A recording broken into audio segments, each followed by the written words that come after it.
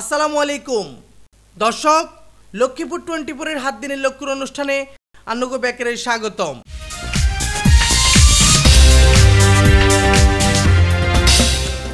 আন্নুগো লগে আছি আলাউদ্দিন সাজু।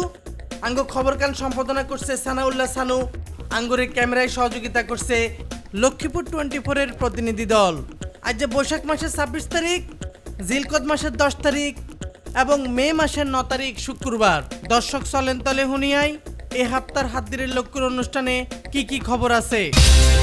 2024-এর বন্যার হরে 1 বছর কাটি গেলেও লক্ষ্মীপুরের জলাবদ্ধতা নিরসনের কোনো উদ্যোগ দেয়া জানো।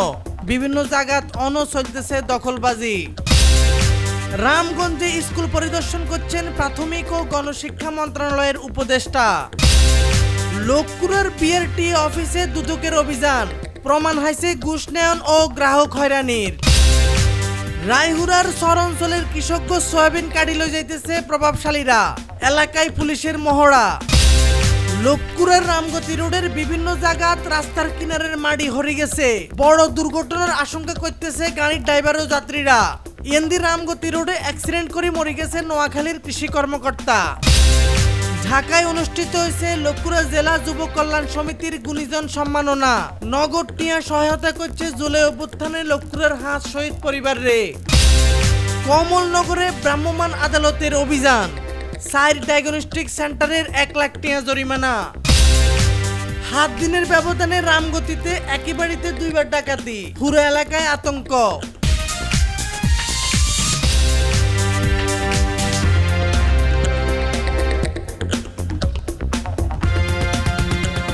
লক্ষ্মীপুর 24, বিশ্বজুড়ে লক্ষ্মীপুর।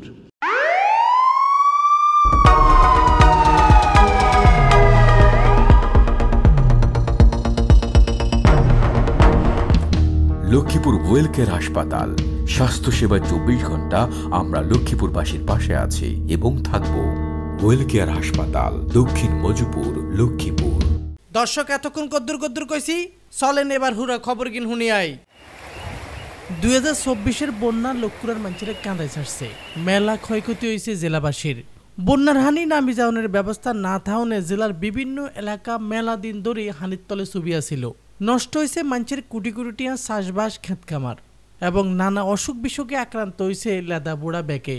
এই বন্যার মেইন কারণ হিসাবে হেসুমকা সরকার ও স্থানীয় প্রশাসন দাবি করছে জলাবদ্ধতা বা হানি নামনের রাস্তা, খাল বিল বন্ধ করে দেওয়ান রে। হেসুমকা ব্যাকে কইছে হানি নামনের যত রাস্তা বন্ধ করানো হয়েছে, দখল করানো হয়েছে, বেগিন উদ্ধার করানো হইব। কিন্তু আসলে কি উদ্ধার হয়েছে? আবার বর্ষা চলে আইতেছে।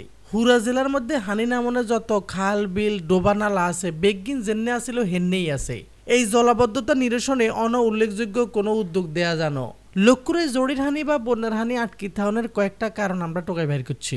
1 নম্বরে হয়েছে যত খাল নালা আছে বেগিনি দখল করি হেগিনির রূপে অবৈধ দোয়ানদান, গড়দুয়ার, ব্যক্তিগত রাস্তা ইত্যাদি বানানো হয়েছে। বিভিন্ন জায়গাতেই দখলদারি চলতেছে। 2 নম্বরে হয়েছে রাস্তাঘাট, হোল কালভার্ট বানানোর সময় হানি নামনের পর্যাপ্ত ব্যবস্থা না থাকলে হানি আটকি যায়, আস্তে আস্তে নামে। 3 নম্বরে হয়েছে নদী নালা খালবিল অনজেগিন দখলদার গত্তায় বাঁচি আছে, হেগিনের মধ্যে বালু বা মাটি হুড়ি জমি রয়েছে। এই সমস্যাগিন সমাধান না করলে এবারকার বর্ষা বা আল্লাহ না করুক বন্যা টন্যা হইলে আবারও হানির ভিত্তেই থাকতে হইব লক্ষ্মীপুরের মানুষেরে। এই লক্ষ্মীপুরে 99টি খাল আছে। এই খালগুলো যদি প্রবাহমান থাকে, তার স্বাভাবিক প্রক্রিয়া চলে, তাহলে বৃষ্টি আসলেও বা বন্যা হলেও পানি থাকবে না। কিন্তু এই লক্ষ্মীপুরের 99টি খালের মধ্যে 2টি খালও প্রবাহমান নাই। লক্ষ্মীপুরের একটি পাশে পুরো মেঘনা নদী, আরেক পাশে ভুলুয়া নদী। এই নদীতে পানিগুলো নেমে যাওয়ার কথা, যেই জায়গাটা থেকে পানি মূলত নামতে পারে না। খালগুলো দখল হয়ে আছে, নদীগুলো ডাকাতরা দখল করে রাখছে। দখলগুলো উদ্ধার করে পানির প্রবাহটা ঠিক রাখতে হবে। পানি যেন প্রবাহিত হয় সেই স্থানগুলো, বাধাগুলো দূর করা দরকার। তাহলে কিন্তু আসলে প্রতি বছর যে আসলে যে বৃষ্টি বা বন্যার আমরা সম্মুখীন হই, সে পানি আর থাকে। খালের অবৈধ বা অপসারণের কথা বলা হচ্ছে। এই দ্রুত এই পদক্ষেপ নিলে দ্রুত পানি কমবে বলে সবাই আশাবাদ ব্যক্ত করছেন। এই সংকট নিরসনের জন্য সবাইকে এগিয়ে আসা দরকার, দল মত নির্বিশেষে। এই সরকারি এই জায়গাতে পানির একটা সড়ক ছিল, ভবানীগঞ্জ আর হলো তোরাকগঞ্জ পানির সড়কটা ছিল। ওখানে এটা সবাই ব্লক করিয়ে লাইছে। কারণ এখানে প্রায় কয়েক হাজার একর জমি মানে এগুলোর মধ্যে কোনো শ্বাসবাস না। খালটা 50 থেকে 60 ফুট হবে চড়া। এই খালের পানি ধরেন কোনো দিকে নামতেছে না এই কারণে এইদিকে 8-10টা ব্রিজ ফিল আছে, কারণ এইদিকে পানিগুলো যায় তো ওইদিকে যায় আপনার অবদার খালের দিকে, আর এদিকে যায় আপনার তোরাবগঞ্জ বাজারের কালভেটের কারণে যায় ময়লা আবর্জনা কালভেটে ঘুরে রয়েছে, এর লেগে পানিগুলো যাইতেছে না। দীর্ঘমেয়াদী পরিকল্পনা নিতে হবে সরকারকে, যারা জনপ্রতিনিধি নির্বাচিত হবে তাদের প্রথম দায়িত্ব হবে এই খালগুলা নিষ্কাশনের জন্য এবং দখলমুক্ত করা। 24-এর বন্যার হরে এগিন সমাধানকরণের কথা কইছে প্রশাসন, কিন্তু শুধু কথাই কইছে, কামের কাম কিচ্ছু অনো। জানানো গেছে এগিন লই প্রশাসনিকভাবে কয়েকখান মিটিং ছাড়া আর কিছুই দেয়া জানো। আগের দখল উদ্ধার তো দূরে থাক, অন যেগিন দখল হইতেছে হেগিনও উদ্ধারের কোনো অগ্রগতি নাই।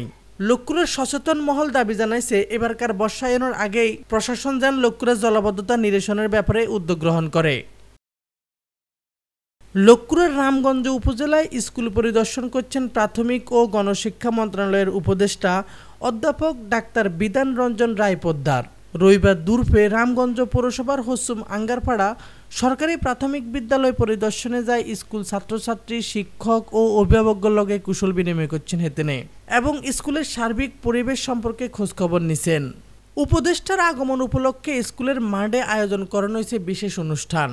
ছোট ছোট ছাত্রছাত্রীরা সমাবেশ, ডিসপ্লে প্রদর্শন, কাঠির মাধ্যমে শারীরিক কসরত এবং নৃত্য পরিবেশন করে উৎসবমুখর পরিবেশ সৃষ্টি করছে।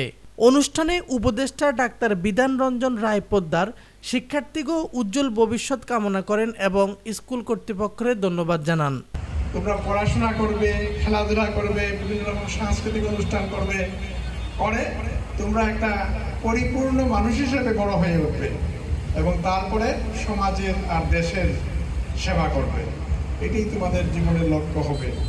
হেসমকা হিয়ানো আরও উপস্থিত ছিলেন লক্ষ্মীপুরের ডিসি রাজীব কুমার সরকার, এডিসি জেপি দেওয়ান, রামগঞ্জ উপজেলা নির্বাহী কর্মকর্তা সাইদ মোহাম্মদ রবিন শীষ, রামগঞ্জ থানার ওসি মোহাম্মদ আবুল বাশার সহ জেলা ও উপজেলা পর্যায়ের প্রাথমিক শিক্ষা কর্মকর্তারা। বাংলাদেশ সড়ক পরিবহন কর্তৃপক্ষ বিআরটিএ লক্ষ্মীপুরের অফিসে অভিযান চালাইছে দুর্নীতি দমন কমিশন। বিআরটিএ কার্যালয়ের কর্মকর্তা কর্মচারীদের বিরুদ্ধে ড্রাইভিং লাইসেন্স ও ফিটনেস সার্টিফিকেট দেওয়ার সময় দালালের মাধ্যমে ঘুষ গ্রহণের অভিযোগে বুধবার দুপুরে দুদক চাঁদপুর জেলা সমন্বিত কার্যালয়ের তাই এই অভিযান পরিচালনা করছে। হেসমকা দুদক কর্মকর্তা মোবাইলে কয়েকজন সেবা গ্রহীতার লগে অভিযোগের বিষয়ে কথা কই সংশ্লিষ্ট কর্মকর্তাকে কাছে তাই গ্রাহক অভিযোগের লিখিত বক্তব্য নিছে। এছাড়াও বিভিন্ন নথিপত্র এবং তথ্য সংগ্রহ করছে দুদক টিম।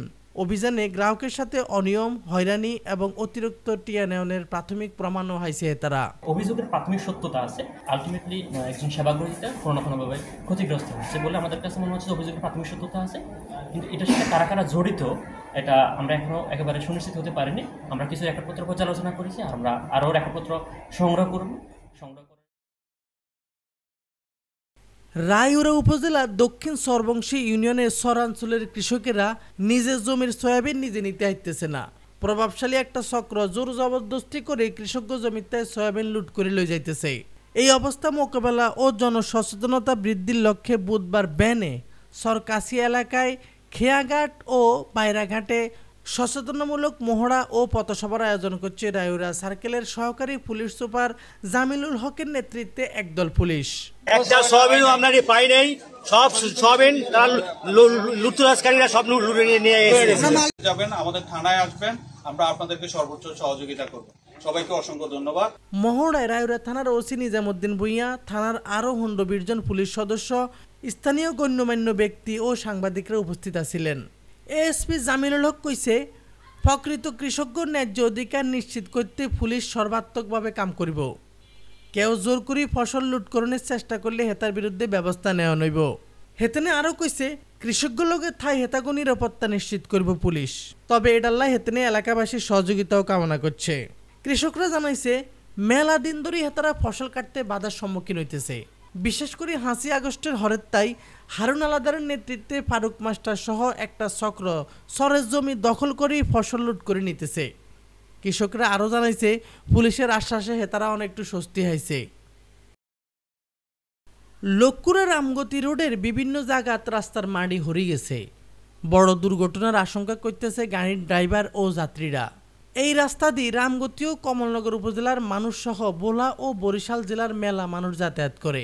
জেলা শহরের তাই রামগতির আলেকজান্ডার বাজার পর্যন্ত রাস্তা হয়েছে মোট ৪৭ কিলোমিটার। এই রাস্তার বিভিন্ন জায়গা দিয়ে রাস্তার কিনারের তাই মাটি হরি গেছে। বনিগঞ্জ বাজারের তাই তুরাবগঞ্জ বাজার পর্যন্ত ১০ কিলোমিটার রাস্তার দুই কিনারও মাটি নাই কইলেই চলে। ঝুঁকির মধ্যেই চলতেছে বিভিন্ন যানবাহন, দরবয়ের মধ্যে আছে ড্রাইভার ও যাত্রীরা। গত বছরের জড়িত পানের হরে পরিস্থিতি আরও খারাপ। এই রাস্তাত মাটি না দিলে যে কোনো সময় বড় কোনো দুর্ঘটনা হয়ে যেতে পারে।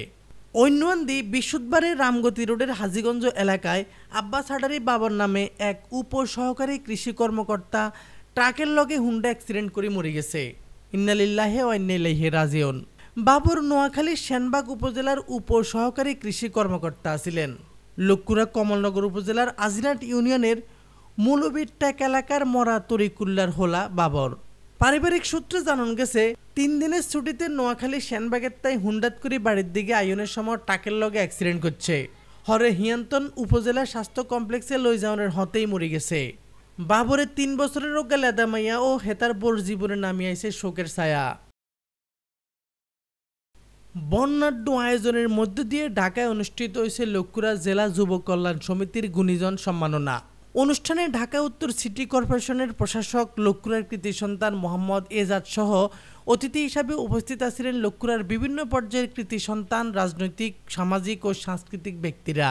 মে মাসের ৩ তারিখ বিয়াল ৫টায় রাজধানীর ধানমন্ডিতে লেক ভিউ কনভেনশন হলে আয়োজিত এই অনুষ্ঠানে শিক্ষা, সংস্কৃতি, চিকিৎসা, প্রশাসন, ব্যবসা বাণিজ্য এবং সমাজসেবায় বিভিন্ন অবদান রাখায় জেলার ১৪ জন গুণী ব্যক্তির এই সম্মাননাপত্র, ক্রেস্ট ও উপহার সামগ্রী দিয়ে সম্মাননা প্রদান করছেন আয়োজকরা।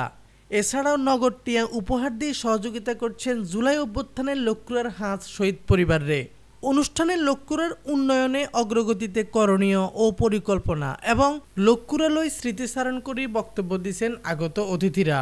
জাতীয় সঙ্গীতের মাধ্যমে অনুষ্ঠান শুরু করে লক্ষ্মীপুর জেলার থিম সং সেজন বাহাদুর গান পরিবেশনার মাধ্যমে উৎসব মুখর এক মিলন মেলায় পরিণত হয়েছে লক্ষ্মীপুর জেলার যুব কল্যাণ সমিতির এই আয়োজন।